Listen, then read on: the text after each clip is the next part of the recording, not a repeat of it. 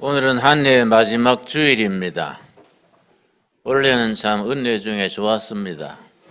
여러분도 좋았습니까? 내년에는 더 좋은 해가 될 줄로 믿습니다.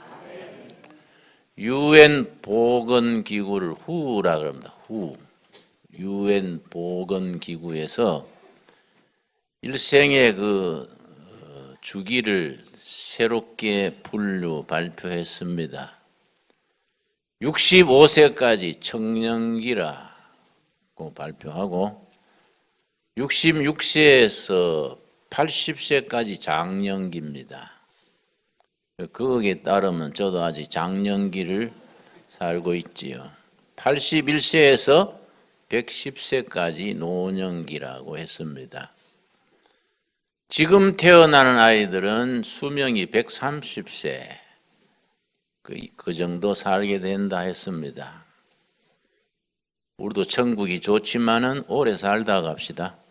예, 아무리 좋지만 여기도 좋으니까 건강 관리 잘하고 행복하게 살다가 천국까지 동행하기를 바랍니다. 혹시 여러분 중에 천국 가서 빠질 분 없지요? 예, 다 같이 가야지 딴 동네로 가면 안 됩니다. 자, 오늘은 요한복음이 주제입니다. 요한복음에는 표적, 이적이 7가지가 나옵니다. 첫 번째는 2장의 가나 혼인잔치에서 물이 포도주로 바뀌게 하신 이적. 또 특별히 클라이막스 뒷부분에 가서 2가지 이적이 있습니다. 보리떡 5개와 물고기 2마리로 5,000명 먹이신 이적. 대단한 거지요. 또 뒷부분에 가서 죽은 나사로 살리신 이적입니다. 그런데 이적을 베푸신 이유가 2가지입니다. 요한복음 2장 11절에 7가지 이적을 예수님께서 왜 베푸셨느냐? 그 이유를 2가지를 썼습니다. 2장 11절 가나 혼인잔치에서 물이 포도주로 변화되게 하신 이적을 베푸시고 나서 2장 11절 예수께서의 첫 표적을 갈릴리 가나에서 행하여 그의 영광을 나타내심에 제자들이 그를 믿으니라. 이적 혹은 표적을 행하신 이유 2가지입니다. 하나님께 영광 돌리고 사람들이 믿게 하는 것 2가지. 항상 예수 그리스도의 교회는 이적과 표적이 계속됩니다. 그건 2가지 목표를 달성해야 합니다. 첫째 뭐라 그랬습니까? 하나님께 영광 돌리고 사람이 영광을 가로채면은 축복이 아니라 재난이 옵니다. 2번째 뭡니까? 믿음을 일으키는 것. 이 2가지를 분명히 적었습니다. 그리고 7가지 이적을 행하신 후에 그 이적을 베푸신 그 가장 본질, 눈에 보이는 이적의 밑에 있는 본질을 말씀하십니다. 물을 포도주로 바뀌게 하신 후에 나는 포도나무다. 포도주의 원료가 출처가 되는 포도나무. 나는 포도나무고 내 아버지는 농부시다. 너희는 포도나무에 붙어있는 가지다. 아주 귀한 말씀이지요. 실로암 연못가에서 눈먼 봉사를 눈뜨게 하신 후에 예수님이 뭐라 했습니까? 사실은 내가 빛이다. 그러고 오늘 본문 말씀 요한복음 6장 찾겠습니다. 보리떡 5개 물고기 2마리로 먹이셨는데 6장 9절입니다. 6장 9절 말씀. 한 아이가 있어 보리떡 5개와 물고기 2마리를 가지고 있나이다. 춥고 배고픈 무리들이 예수님을 하루 종일 따라다니면서 줄이고 지친 줄 아시고 보리떡 5개와 물고기 2마리로 5,000명을 먹이셨는데, 그러고 나서 백성들이요, 뭐 대단하지요. 야, 이 어른이 임금이 되면은 우리나라 먹고 사는 걱정이 없겠다. 그래서 임금 삼으려 그랬습니다. 6장 15절입니다. 그러므로 예수께서 그들이 와서 자기를 억지로 붙들어 임금으로 삼으려는 줄 아시고 다시 혼자 산으로 떠나가시니라. 아주 우리 이 장면을 그림같이 그려보면요, 아주 은혜가 됩니다. 엄청난 이적을 베푸시고 나니까 각 군중들이요, 나사렛 예수를 임금으로 삼자, 로마의 독립도 이루고 식량 문제도 해결하고 병든 사람은 다 치료되고 임금으로 삼자. 예수님이 그걸 아시고 조용히 떠나서 혼자 산으로 올라가셔서 기도하셨습니다. 이런 장면을 우리가 그림 것처럼 그려봐야 돼요. 그리고 우리 마음에 새겨야 합니다. 그래서 예수님 말씀하십니다. 26절입니다. 이 요한복음 6장이 참 깊이가 있습니다. 또 읽고 또 읽고 읽으면서 완전히 우리 세포 속에, 뼈 속에 녹아들도록 이런 말씀을 익혀야 합니다. 예수께서 대답하여 이르시되 내가 진실로 진실로 너희에게 이르노니 너희가 나를 찾는 것은 표적을 본 까닭이요, 표적을 본 까닭이 아니요 떡을 먹고 배부른 까닭이로다. 수많은 백성들이 예수님을 박수치고 임금으로 삼자 한 것은 본질적인 게 아니다. 먹고 배불렀기 때문에 나를 따르는 거이다. 그랬더니 27절 예수님이 우리에게 일러주십니다. 썩을 양식을 위하여 일하지 말고, 예수님이 5,000명 먹이셨지만은 한 끼 지나면 다시 배고파지지요. 썩을 양식을 위하여 일하지 말고 영생하도록 있는 양식을 위하여 하라. 이 양식은 인자가 너희에게 주리니 인자는 아버지 하나님께서 인치신 자니라. 그런데 주위의 사람들이 예수님께 물었습니다. 하나님의 일을 어떻게 해야 되겠습니까? 참 좋은 질문입니다. 바로 28절입니다. 그들이 묻되 우리가 어떻게 하여야 하나님의 일을 하오리까? 집 팔아가지고 교회 바쳐야 되겠습니까? 40일 금식을 해야겠습니까? 직장 그만두고 성교소로 나가야 할까요?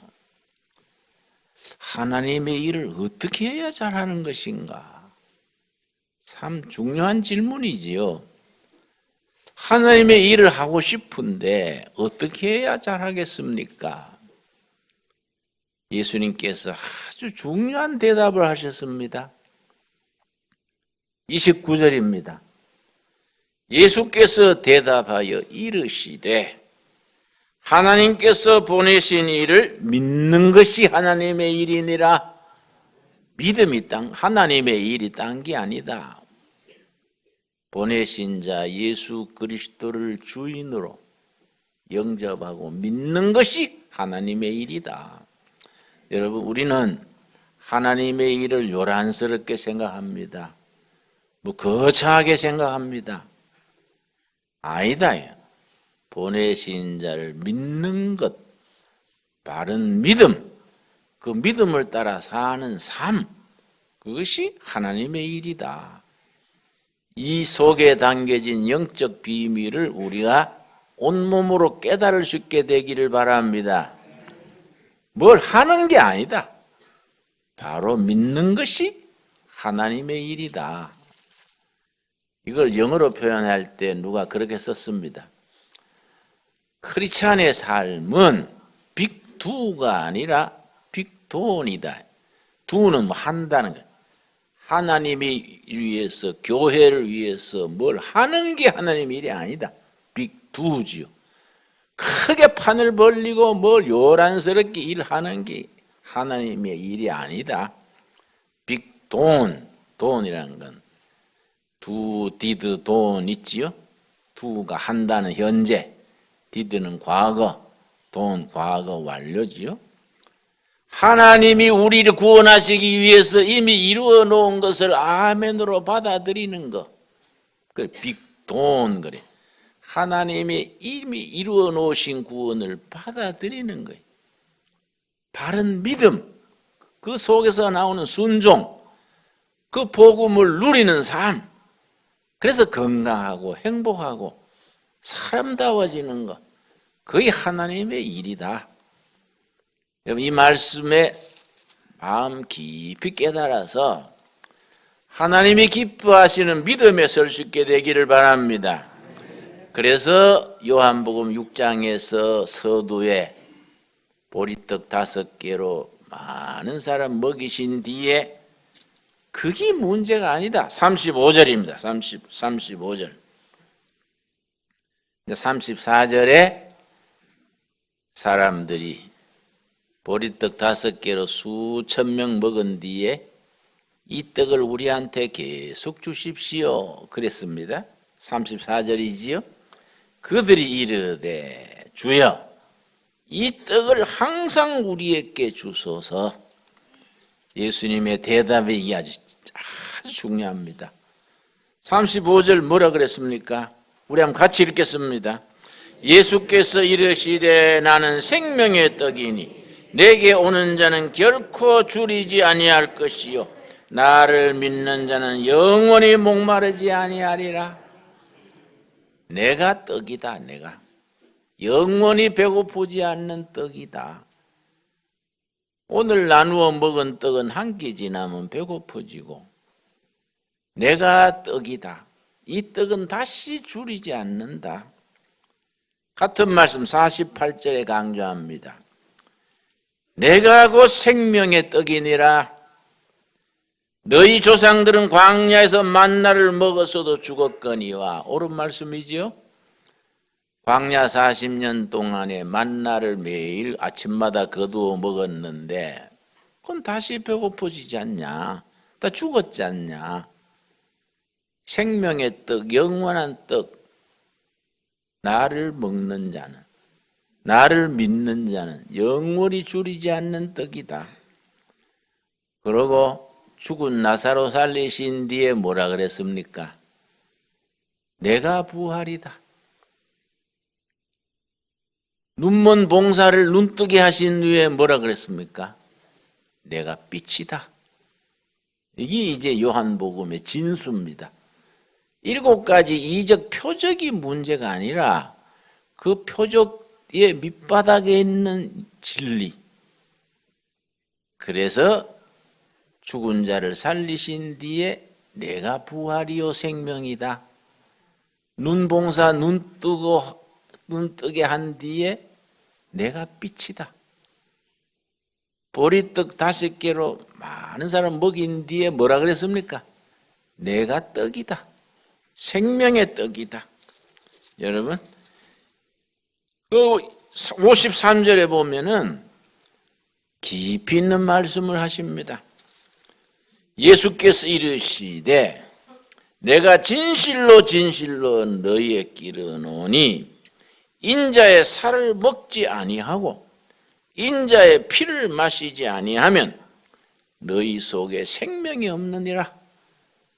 이 성찬 예식입니다. 성찬 예식에 떡 나누어 먹는 것이 예수님의 살을 먹는 것이다. 포도주 나누어 먹는 것이 언약의 피, 예수님의 피를 마시는 것이다. 신앙의 본질을 일러주십니다. 그래서 53절, 54절, 내 살을 먹고 내 피를 마시는 자는 영생을 가졌고 마지막 날에 내가 그를 다시 살리리니. 55절, 내 살은 참된 양식이요 내 피는 참된 음료로다. 이렇게나 한 말씀하시니까 사람들이 이거 어렵다. 무슨 말씀인지 어렵다. 떡 먹을 때는 좋았는데 말씀이 어렵다. 그래서 60절, 제자 중 여럿이 듣고 말하다 이 말씀은 어렵도다. 누가 들을 수 있느냐? 거기다가 하나님 예수님께서 내 나라는 땅에 있는 것이 아니다. 내 나라는 하늘에 있다. 이렇게 말씀하시고 나를 따르는 자는 자기를 부인하고 십자가를 지고 나를 따르라. 갈수록 어려워지는 거지요. 그래서 사람들이 어떻게 했습니까? 66절입니다.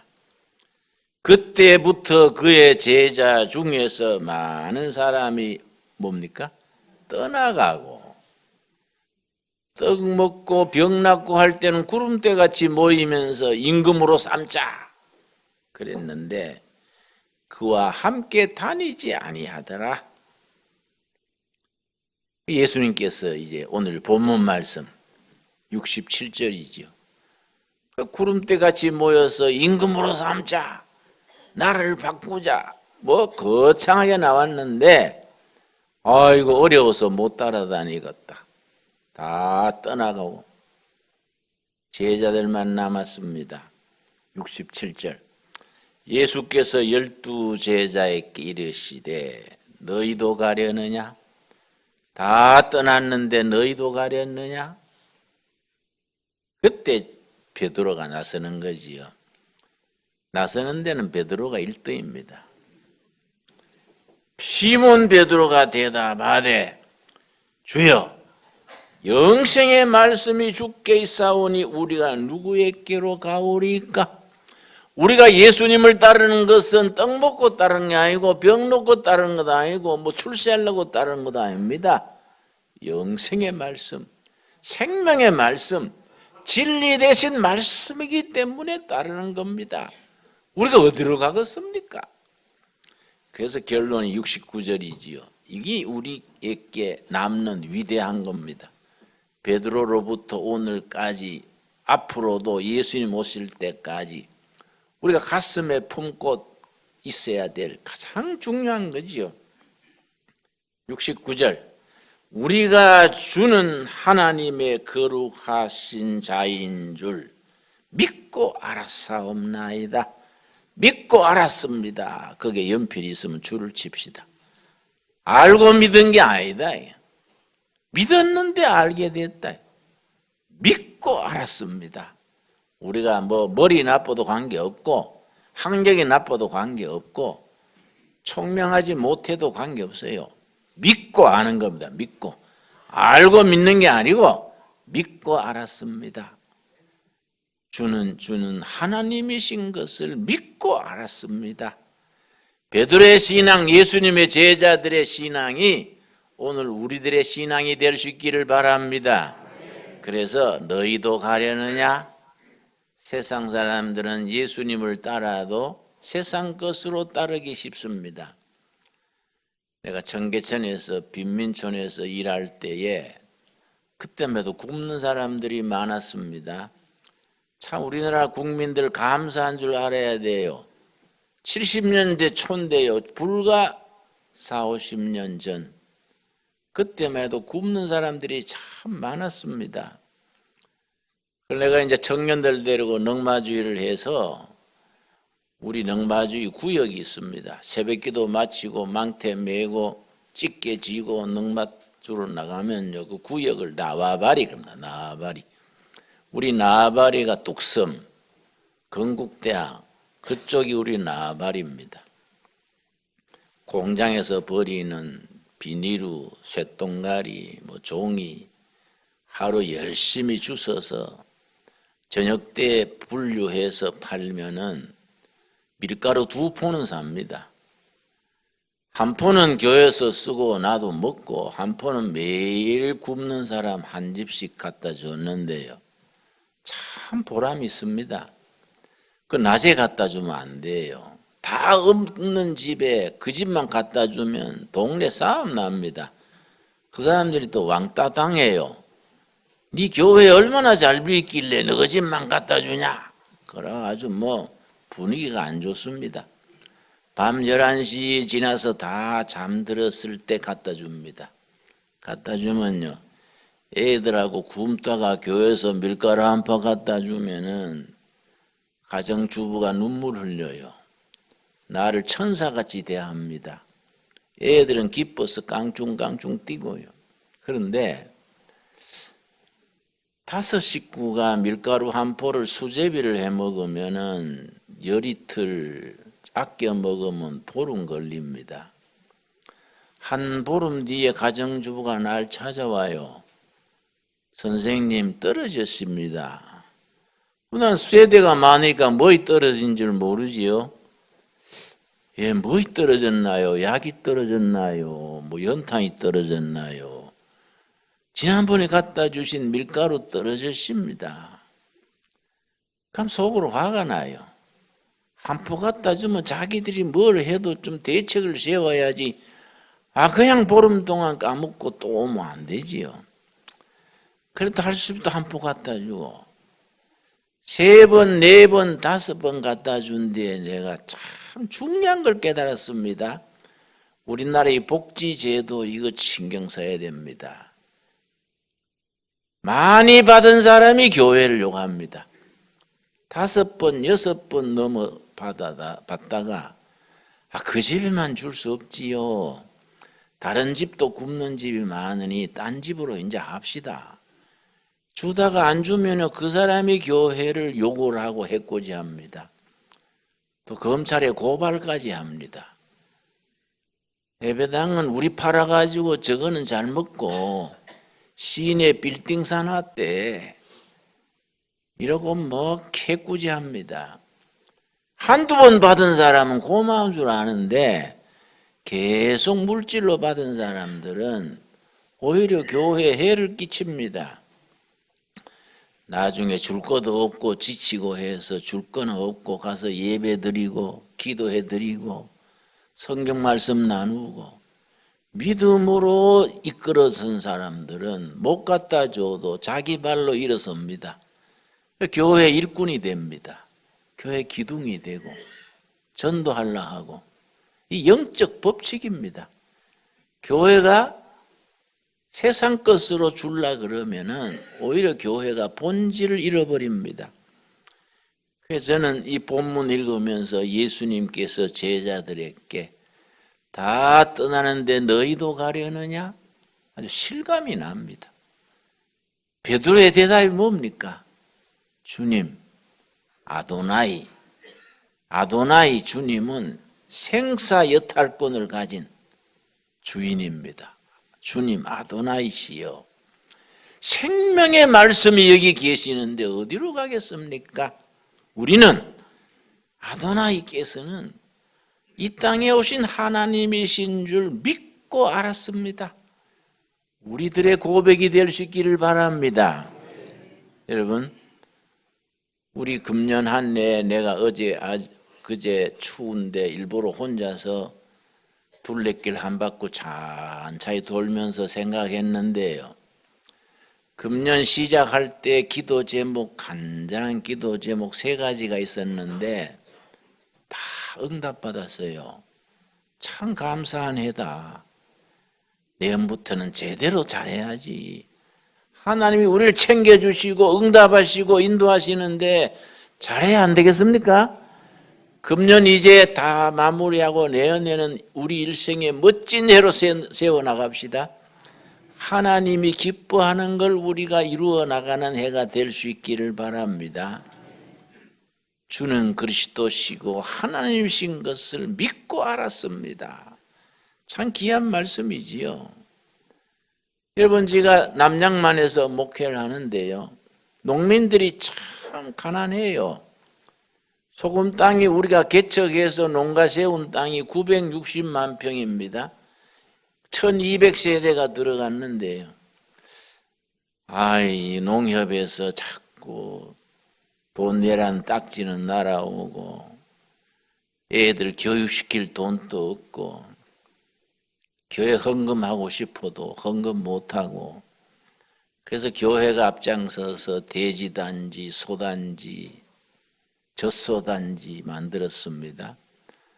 일본 회사 연결해가지고 일본 기모노 있죠. 일본 여자들이 입는 기모노에 그 수 놓는 허리띠 있습니다. 그거 수 놓는 그걸 홀치기 그래. 홀치기 공장 세워가지고 동네 아줌마들 다 일하고 월급 받아가지고 이제 수입 올리고 그 일 열심히 했는데 경영을 잘 할 줄 모르니까 빚을 졌습니다. 주일날 빚쟁이가 교인보다 더 많아졌어요. 참 시험 들었습니다. 그때 생각하면 지금도 손바닥에 땀이 나요. 할 수 없이 내가 빚에 쪼들리다가 3일 금식을 했습니다. 금식을 하는데 금식한 지 5일 만에 성경 말씀 속에서 길을 찾았습니다. 로마서 8장 12절 13절 로마서 8장 12절 13절 하나님의 말씀이 우리의 해결이 실마리고 열쇠가 되고 우리에게 길을 가르쳐 주십니다. 로마서 8장 12절 13절 말씀 그러므로 형제들아 우리가 뭡니까? 빚진 자로 돼. 나는 모태신앙으로 신학까지 하면서 로마서를 수십 번 읽었는데 내가 빚져보지 않았을 때는 이 말씀 눈에 안 들어왔습니다. 내가 빚진 자로 돼 이 말씀 모르고 그냥 지나갔습니다. 근데 빚져가 빚쟁이들한테 시달리니까 눈에 보이는 거예요. 그러므로 김진홍 목사야 네가 빚쟁이 목사로 돼. 야 성경에 빚쟁이도 다 있구나. 그 다음 뭐라 그랬습니까? 육신에 깨졌어. 육신대로 살 것이 아니다. 네가 왜 빚지고 네가 왜 자금에 시달리고 어려움 당하느냐. 너무 세상 것 찾아가지고 육신적으로 나가니 하나님이 기뻐하지 아니하신다. 13절이 해답입니다. 너희가 육신대로 살면 반드시 실패할 것이로되 죽을 것이로되 뭐라 그랬습니까? 어떻게 해야 된다고요?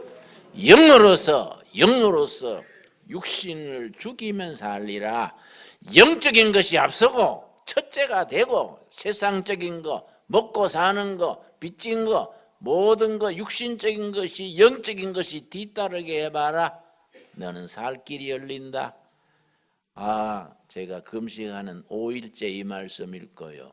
내가 성령님의 깨우침으로 내가 마음에 기쁨이 왔습니다. 하나님께서 이거 깨닫게 하시려고 이렇게 어려움을 주셨구만요. 영적인 것이 앞서고 말씀과 은혜가 앞서고 물질과 세상적인 게 뒤따라야 승리한다. 아멘 하시지요? 여러분. 그래서 그 다음 주일날 교인들하고 이 말씀 나누면서 다 같이 회개하고 영적으로 새로 시작합시다. 뭐 돼지단지, 소단지, 뭐 홀치기 공장 이거 다 제쳐놓고 은혜 중심, 말씀 중심, 기도하고 응답받고 영적으로 다시 시작합시다. 아멘. 그리고 우리가 찬송가 280장입니다. 또 부르고 또 불렀습니다. 280장. 천부여 의지 없어서 손 들었습니다. 세상에서 먹고 사는 거 뭐 돼지 먹이고 소 키우고 홀치기 공장하고 그런 거 하다가 빚져가지고 우리가 지금 막다른 골목에 다다랐는데 손 들었습니다. 280장입니다. 천부여 의지 없어서 손 들었습니다. 주님 앞에 손 들고 나왔습니다. 주님이 우리 박대 안 하실 줄 믿습니다.